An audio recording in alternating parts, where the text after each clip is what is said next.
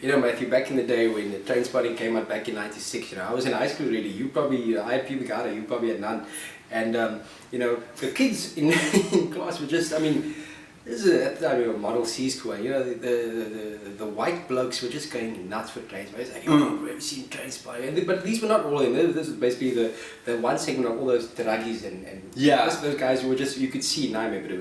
They gaan dit maak. I'm gonna glorifying the life, glorifying the drug life. Yeah, glorifying the drug life. That's what, you know what I mean. I think these boys were probably having Trainspotting weekends, probably scomming my car off and watching this movie. Wow. You know, there's an image. Look, I don't know if anyone actually watched Trainspotting at these weekends.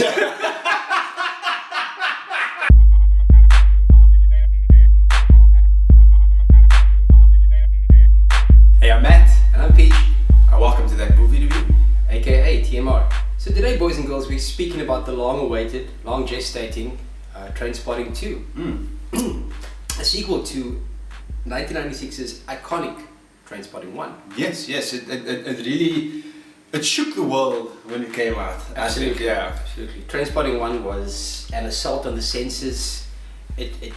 It broke new ground, and it really launched the careers of mainly of Ewan McGregor. Yes. But also just the director. Everybody, Robert Carlyle, all of them. It really summarized the junkie lifestyle. Yes. You know, and how you progress through you can't really ascend in the junkie lifestyle, but how you work your way down the various steps of, you know, first you have the money, and then eventually you start stealing, and then you start selling your mother as well. You'll really eventually to get a hit. You know? Absolutely. And so not only dealt with that, but also wanting to get out of the drug lifestyle. Yes, of course. And what that entailed and how hard it was. And because that is part of the junkie lifestyle. You must understand, I mean, I don't think a junkie wants to be a junkie, really.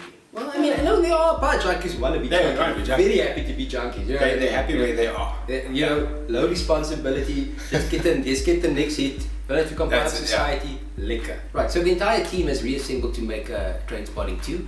There was a lot of oohing and eyeing before this film got made. An actual sequel book was written by Irvin Welsh, but dealt with a different kind of storyline about the porno industry. In fact, it was even called porno. So what they did was, and from what I gather, is that the entire team never felt it was the right time. But now 20 years down the line, I don't know, they've all gotten older and cuck and they needed work. And they probably needed work. To pay bills. Pay our bills, you know, do a couple of things, you know, pay off people, whatever the case. They say, well, you know what, flip now, we better make this film. Yeah. So everyone's back. We've got Ewan McGregor, or as I like to call him, the incredibly average and vastly overrated Ewan McGregor. Really? I'm sorry, Matthew. But you really think Ewan McGregor's I think he's overrated? Average and overrated. Dude, he's reliable. You know what I mean? He's like, it's like, okay, you know, it's like you're never gonna get anything groundbreaking out of Ewan McGregor. What you are gonna get, except Trainspotting 1. Except Trainspotting. That was groundbreaking. What you are gonna get is a competent actor. Joining Ewan McGregor in this film is Johnny Lee Miller as Sick Boy, or Simon, really, which is his real name. And I don't know if you noticed, but they actually started calling him Simon more in this film than Sick Boy. Like in Trainspotting 1, they called him Sick Boy more of the time. And I think it's got a lot to do with the fact that part 1, there was this very dreamlike, or they lived in this illusion of what life was, and they did their drugs, and reality never hit them at that point yet. Well, reality can't hit you when you're happy. Well, true. And then 20 years later, in the 20 years after Trainspotting 1, reality has hit them, and it's hit them hard.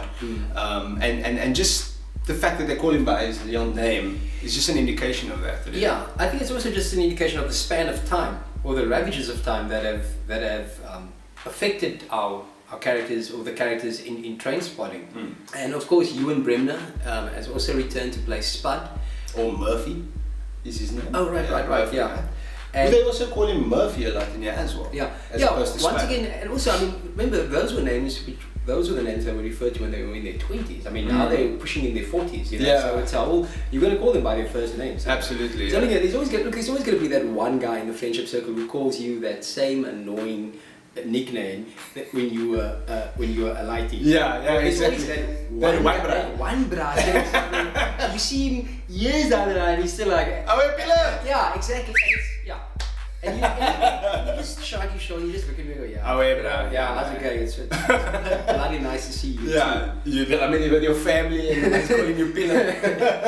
Yes. Daddy, what's a pillar? villain. He's got more of a noble story this time around. Absolutely. Where he was really in Trainspotting 1, a lot of cuck happened this one. Yeah. Both literally and figuratively. Yeah. So this one, it was more of his story coming, because Spud he's a very endearing character, and he doesn't want to hurt anybody. He will never double cross anybody. He's one of the good guys. Yeah, he's got a good heart. He's got a good heart. And that's further explored in Trainspotting too. It is, and that's one of my favorite parts of this film. And finally, reprising his role as Francis Begbie is Robert Carlyle. Yes, who is still he's still Begbie. He's still Begbie. Yes. If anything, he's gotten worse. He has gotten worse because he basically went to jail at the end of Trainspotting 1, and he's got 20 years to stew in his hate for Mark Renton. Exactly. So he's come up with nothing but revenge on his mind. Yeah. But you know what? Even his character is explored in certain ways, in unexpected ways, and in some very surprising ways. And there's some revelations that come to the fore in terms of Begbie's character. Yes.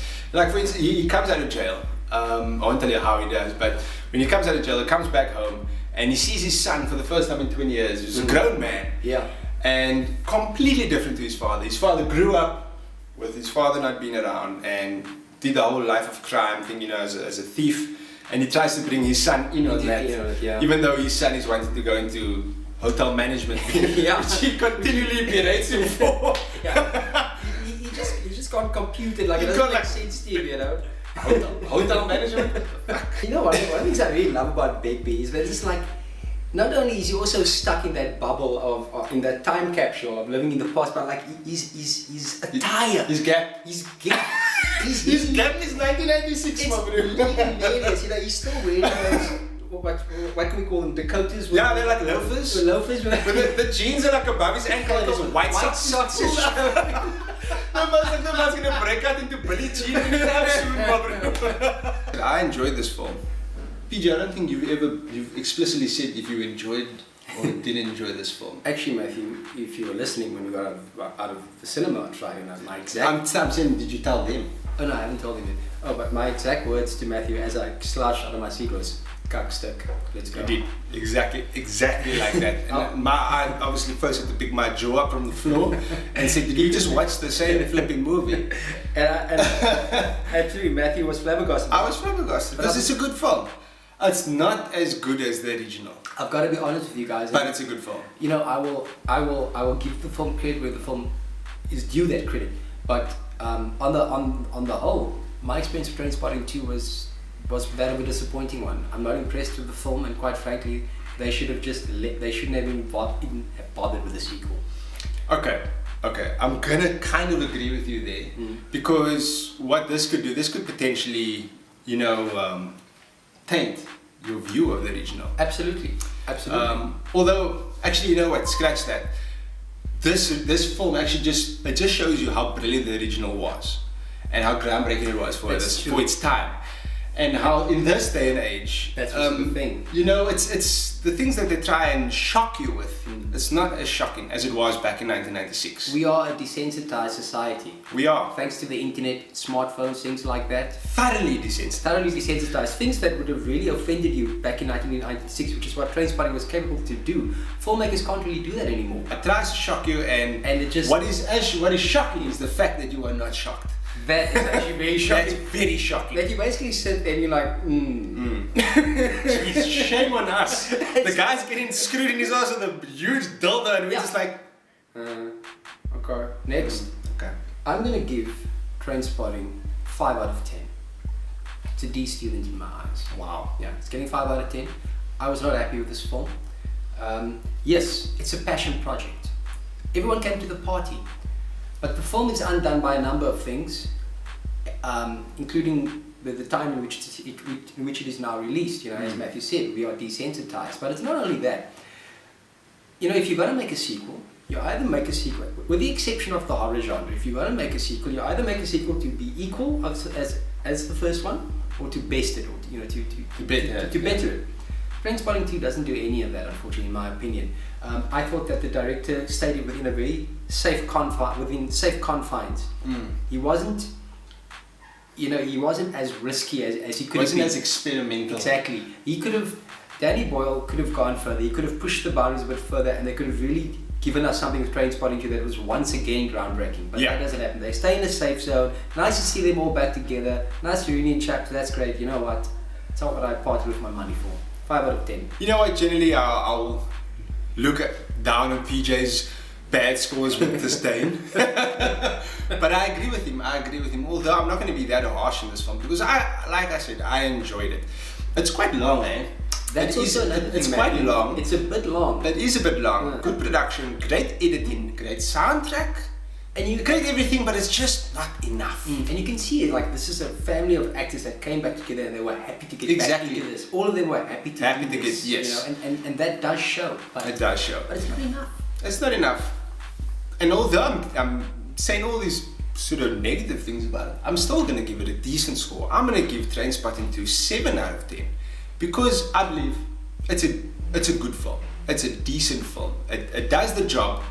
Although it's not as good as the original, it's still a good film. So that's it this week for that movie review. Thank you so much for watching, guys. And thanks for always taking the time to like, comment and share our videos. We really appreciate it. 100% boys and girls. We'll see you next week right here, same time, same place, TMR. Yeah, kwaai. Just go. You know, just line. You don't have to go home, but just line.